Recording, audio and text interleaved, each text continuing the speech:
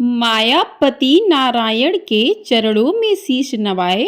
10वां अध्याय कार्तिक लिखूं नारायण राय। जय श्री कृष्णा। राधे राधे दोस्तों, आप सभी पर भगवान विष्णु अपनी कृपा सदैव बनाए रखें। आज की वीडियो में आप सुनेंगे कार्तिक मास महात्म्य का अध्याय 10 और साथ ही कार्तिक स्नान की कहानी भी सुनेंगे। तो आप सभी लोगों ने चैनल को सब्सक्राइब नहीं किया है तो चैनल को सब्सक्राइब जरूर कर लें। आपको हमारे चैनल पर प्रतिदिन कार्तिक मास की कथाएं सुनाई जा रही हैं। यदि आपने नहीं सुनी है तो आप लोग उनको जाकर सुन सकते हैं। तो चलिए आज का अध्याय प्रारंभ करते हैं। प्रिय भक्तजनों, राजा पृथु बोले कि हे ऋषि श्रेष्ठ नारद जी, आपको प्रणाम है। कृपया अब यह बताने की कृपा कीजिए कि जब भगवान शंकर ने अपने मस्तक के तेज को क्षीर सागर में डाला तो उस समय क्या हुआ।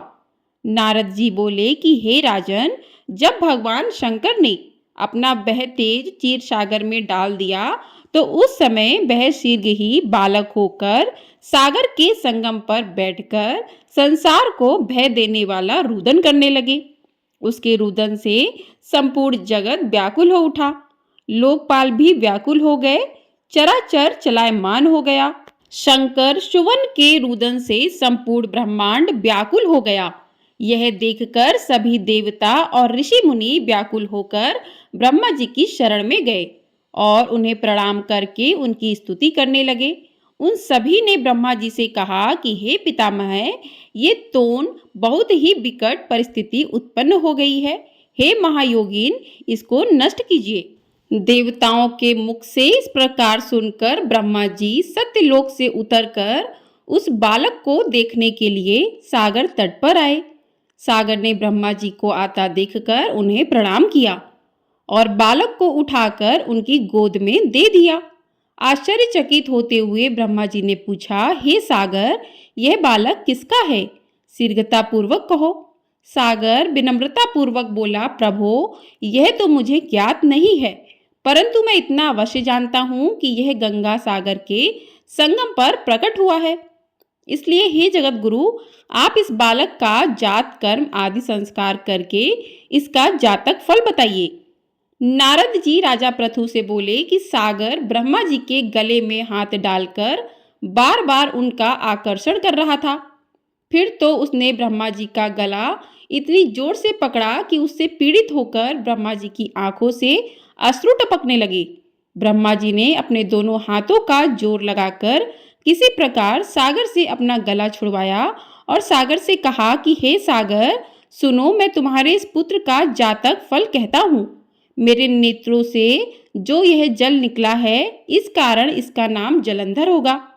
उत्पन्न होते ही यह तरुणावस्था को प्राप्त हो गया है, इसलिए यह सब शास्त्रों का पारगामी, महापराक्रमी, महावीर, बलशाली, महायोद्धा और रण में विजय प्राप्त करने वाला होगा। यह बालक सभी दैत्यों का अधिपति होगा। यह किसी से भी पराजित न होने वाला तथा भगवान विष्णु को भी जीतने वाला होगा। भगवान शंकर को छोड़कर यह सबसे अवध्य होगा। जहां से इसकी उत्पत्ति हुई है यह वहीं जाएगा। इसकी पत्नी बड़ी पतिव्रता, सौभाग्यशालिनी, सर्वांग सुंदरी, परम मनोहर, मधुरवाणी बोलने वाली और शीलवान होगी। सागर से इस प्रकार कहकर ब्रह्मा जी ने शुक्राचार्य को बुलवाया और उनके हाथों से बालक का राज्याभिषेक कराकर स्वयं अंतर्ध्यान हो गए। बालक को देखकर सागर की प्रसन्नता की सीमा न रही। वह हर्षित मन से घर आ गया। फिर सागर में उस बालक का लालन पालन कर उसे पुष्ट किया। फिर कालनेमी नामक असुर को बुलाकर वृंदा नामक कन्या से विधि पूर्वक उसका विवाह करा दिया और उस विवाह में बहुत बड़ा उत्सव हुआ। श्री शुक्राचार्य के प्रभाव से पत्नी सहित जलंधर दैत्यों का राजा हो गया। तो इस प्रकार से आज का अध्याय पूर्ण होता है। बोले भगवान विष्णु की जय। आइए अब सुनते हैं कार्तिक स्नान की कहानी। किसी गांव में एक बुढ़िया रहती थी और उसका एक बेटा और बहू भी साथ में रहते थे। कार्तिक का महीना आया तो बुढ़िया ने बेटे से कहा कि वह कार्तिक स्नान के लिए जाएगी और 1 महीना वहीं रहेगी। यह सुनकर उसके बेटे ने अपनी पत्नी से कहा कि माँ के लिए 30 लड्डू बनाकर दे दो ताकि वह पूजा पाठ कर कुछ खा सके। बहू ने गुस्से में आकर 30 लड्डू बनाकर दे दिए। बुढ़िया नदी किनारे कार्तिक स्नान को गई और वहीं एक किनारे पर झोपड़ी बनाकर रहने लगी। बुढ़िया रोज सवेरे उठकर स्नान करती और जैसे ही एक लड्डू निकालकर खाने लगती तो हनुमान जी बंदर के रूप में आते तो बुढ़िया वह लड्डू खुशी से बंदर को दे देती। इस तरह से कार्तिक का पूरा महीना बीत गया और सभी 30 लड्डू हनुमान जी बंदर के रूप में खा गए।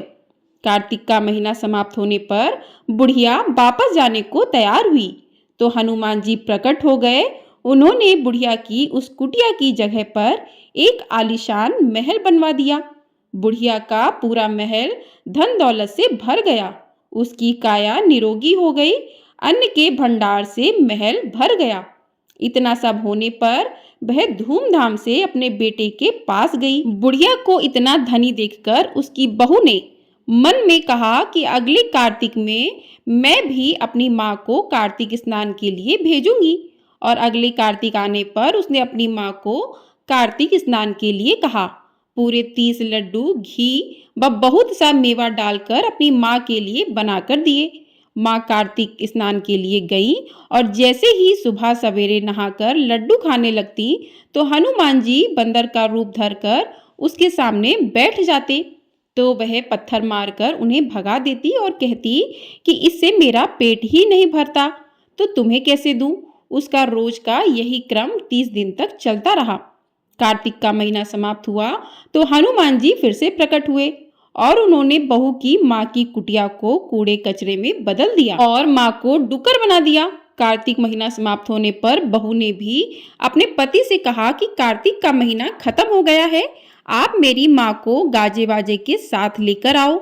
लड़का अपनी सास को गाजे बाजे के साथ लेने गया तो वहां देखता है कि कुटिया की जगह कूड़े का ढेर लगा है और उस पर उसकी सास डुक्कर बनकर बैठी हैं।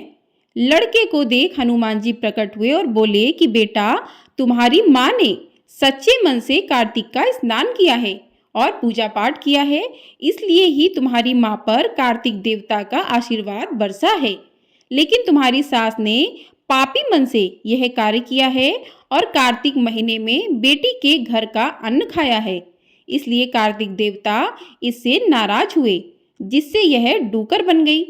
कहानी के बाद हाथ जोड़कर कहना चाहिए कि हे कार्तिक देवता, जैसे आप लड़के की माँ पर बरसे वैसे ही आप सभी पर बरसना।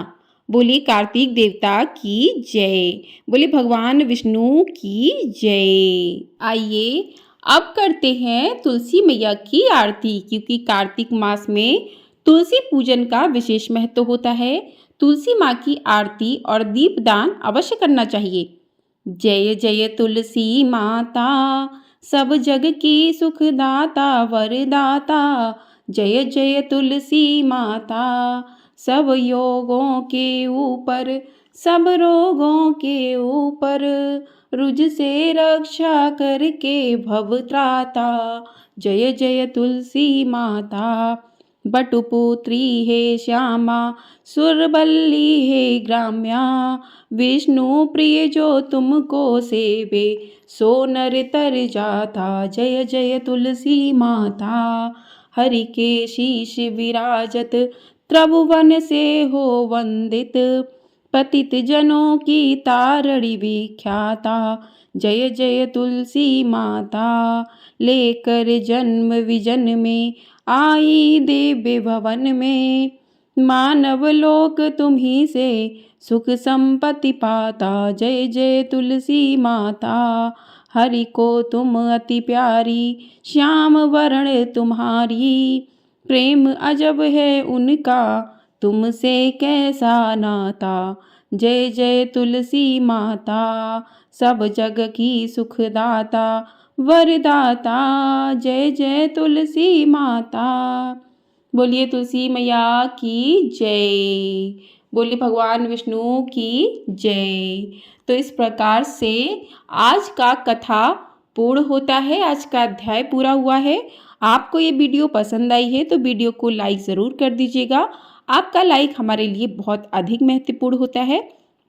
और चैनल पर पहली बार आए हैं तो चैनल को सब्सक्राइब कर लीजिएगा। आपको हमारे चैनल पर एकादशी कब है और एकादशी की कथा भी सुनाई जाएगी, तो आप लोग चैनल को सब्सक्राइब करके ढेर सारा प्यार अपना अवश्य दीजिएगा। जय श्री कृष्णा, राधे राधे।